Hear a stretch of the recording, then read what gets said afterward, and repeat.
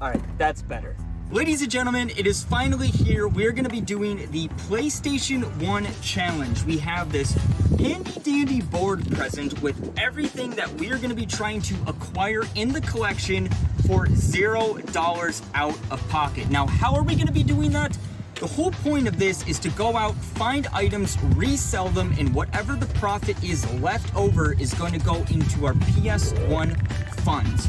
Now, the categories that we have on hand, we have we have 3 categories. The left side is my horror and grail titles. As you guys know, I'm a big horror collector, or I like the genre a lot, or there is some pretty expensive titles on here like Clock Tower that I would just love to have in the collection that I have never owned. The second category is childhood, and that's pretty self-explanatory. All of these games here are actually games that I played growing up on the PS1. We have like Spyro the Dragon, Twisted Metal, Ape Escape, and surprisingly, the all-time classic, Bob the Builder. Can't forget that bad boy. But to get you guys involved so we can have the subscribers and the viewers be a part of the series, I asked you guys for some of the best suggestions to play or your favorites on the PS1, and this is the list that we have acquired right here. It's from Tales of Destiny to Rayman 2 to Incredible Crisis, The Grinch, which is pretty funny, and then down below at the bottom, you will see there are 6 open slots for us to basically acquire any game that we see that kind of just appeals to me that we can use as a freebie spot. So 6 freebie spots. We have the grails, we have the childhood, we have the subscribers. We are going to be building this for $0 out of pocket, and our first stop is going to be the thrift store in town, the Family Pathways. See you there. Walking in, the first section I went to was the video games. It was pretty dead back there. I turned around and went to the display case and saw that there was actually a GameCube that was donated. They had it for $50, which is not a bad deal, but I don't think it's gonna help or benefit in our challenge to generate some funds for some PS1 games, so I left it so somebody else can pick it up at a good deal. Now, another section I like to check out that I think is very underrated is the plush or plushies. Usually a lot of these you will find for anywhere from 25 cents to $1, and they're actually worth some money. Some of them are faster sellers than others. Some of them sit for a while, but what caught my eye was the Ice Age plushies. I believe it was Manny, Buck, and Diego. The trio, I paid about $2 something. You'll see it up here on the screen. These are going to be the first things that I'm going to put up on eBay to try to generate some funds to finally start stocking some PlayStation games. What a wild start. The first thing right off the bat when we walked in was that silver platinum GameCube. It was a little steep, if I'm going to be honest. I asked the guy behind the counter if I could look just to see if there was a bonus disc, because that obviously would have like swayed my decision. But $50 just on the cube alone. Now, don't get me wrong. I'm leaving it there. I didn't pick it up. Somebody who wants to add it to their collection, that is a great price. But I think for resale value, for us to make a profit to fund this PlayStation 1 collection, it's not going to be justifiable. But we did pick up some Ice Age plushies. Don't be sleeping on plushies, ladies and gentlemen. Some of them push value. As you saw, we paid about $2 something. You'll see the total on the screen. We're going to be listing these to eBay and flipping them, and basically I will update you guys when they sell, because as I said before, we're not using the expected profit. We actually have to sell the items to fund this collection, because let's be real, everybody else uses expected profit. We don't know if they actually sell them or not. So I will be showing you when these are actually sold, the money that we made, and that is what we are using to kick off. And finally, hopefully we can add some PlayStation 1 games to the collection today. As you guys saw, we have the list. There's a lot to obtain, and a lot of them are really expensive. If you guys have any clue what some of these PS1 games go for, we got a lot of money to make to add games to the collection. Our next stop is Goodwill, and I'm gonna show you a little tip or trick for your collecting journey, or even reselling if you wanna make some quick cash. And what we're going to be doing once we go inside of Goodwill here is actually sourcing for other businesses corresponding to what they sell. And let me give you an example of what we're actually doing right now.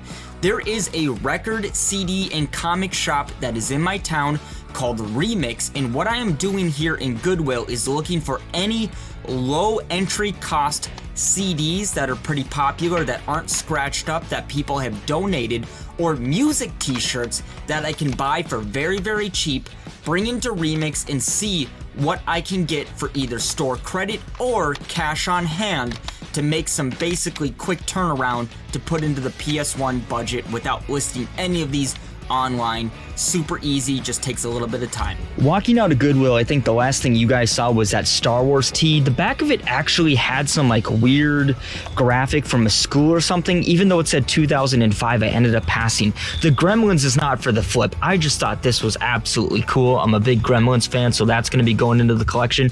But what we're going to be doing with these tees, we have the Rolling Stones, we have My Chemical Romance, we picked up a Taylor Swift, Katy Perry, and Madonna CD.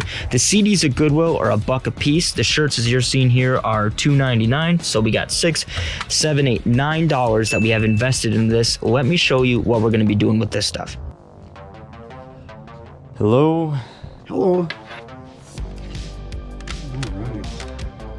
Looks like you have 2 t-shirts, 3 CDs.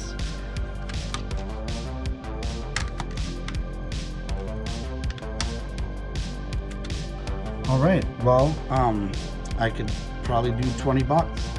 Yeah. Okay. Sounds good to me.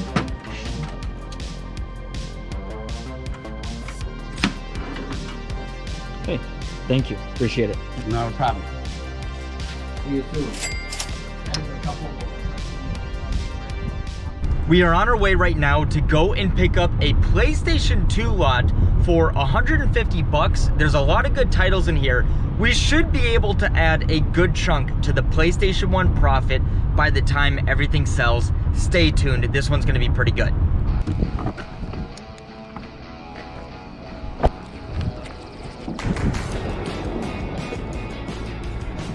I was just making sure I was at the right one. So,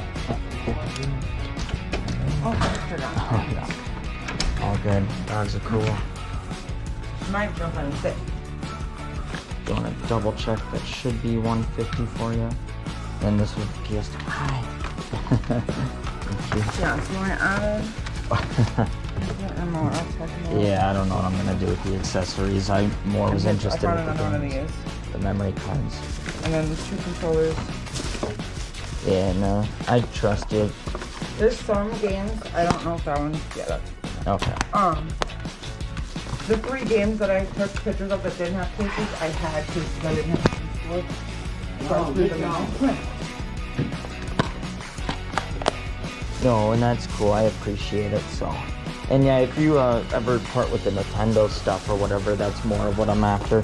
When you sent me the like DS stuff, I was like not super stoked about like girl games. You know, I was just going through everything. I didn't know so.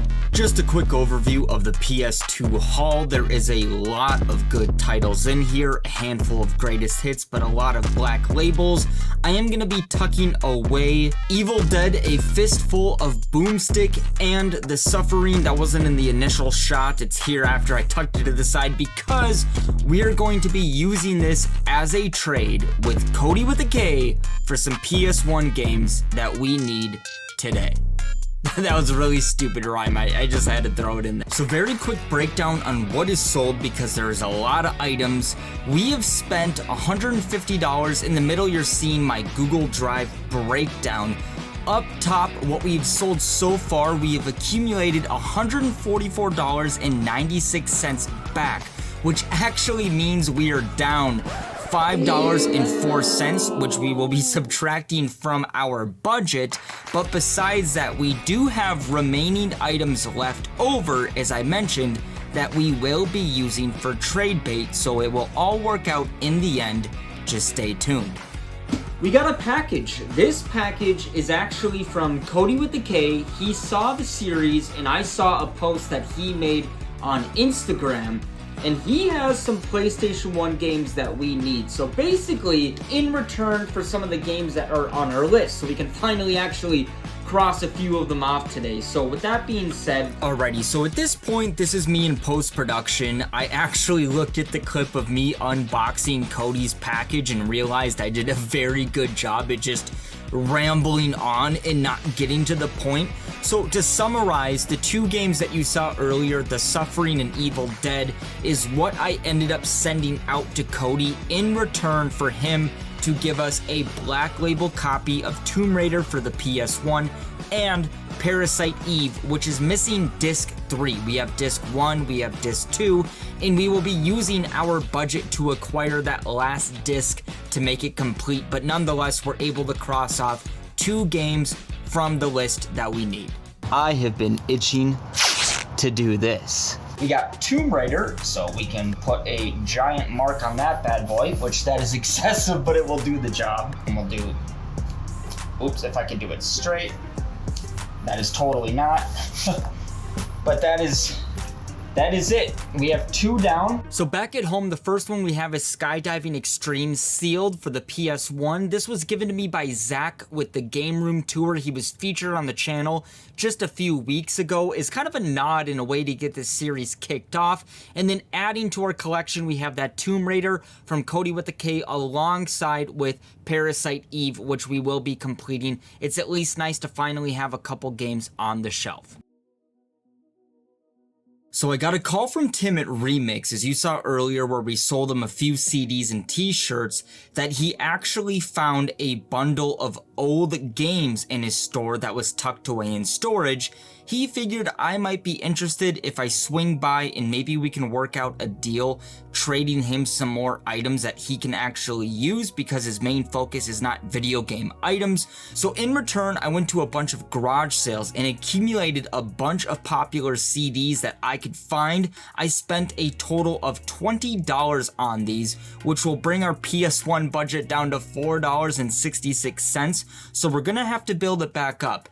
But it will be beneficial because what was in the tote was a bunch of stuff that we actually needed to get the collection rolling and a few other items that we could turn around and sell to get our budget back up the way it needs to be. And then that one on top there. Oh, the white? Yeah, it has all power cords. We're gonna have to kind of go through. There might be some that I need. That's fine. If you want to pull anything out though too. And then the thing back. No, the power cords are Skyfall. This is one, or is this something else? Yeah, this is. Yep. Okay. Yeah, this is gonna have all that new stuff. Now, if you want a value on it, just for sake of conversation, I bought these individually. I think it was like maybe $15 for these 2, and it was like $12 for the power. Oh, cleaning kit. What is this? Is kind of a cool case. Yeah, that's. Oh, I kept it cool. So this, and then I almost thought about selling it all together because it was like 27. Oh, you won't film me? No, you're good. I'm listening. Oh no, I was just gonna say like it sucks because this right here, was a $30 package. So I was, probably back when that was there, I almost thought about, like we'll put this out. You know what I mean?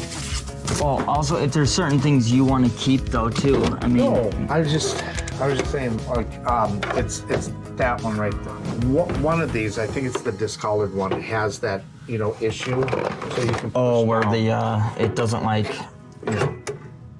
No, maybe it's the other way. But yeah, I know what you're talking about. What I would be interested in, just to tell you, obviously, I mean, I need a console. I'm interested in Spawn. I need the gun for Point Blank. Maybe 1 or 2 of the Nintendos, just because I think I'm gonna use one of them as trade bait. Like I said, to get some of those other PS1 titles. Otherwise, I mean, if you wanted to keep even some of the Nintendo games, depending on how you feel, because you got the Bayou Billy, it wouldn't bother me. At this rate, we negotiated for a little bit to come to an agreement on what I was going to be taking for the trade with all of the CDs that I dropped off. He ended up giving me a small handful of Nintendo games, the 2 systems, the PS1, Spawn, the gun, and the controller.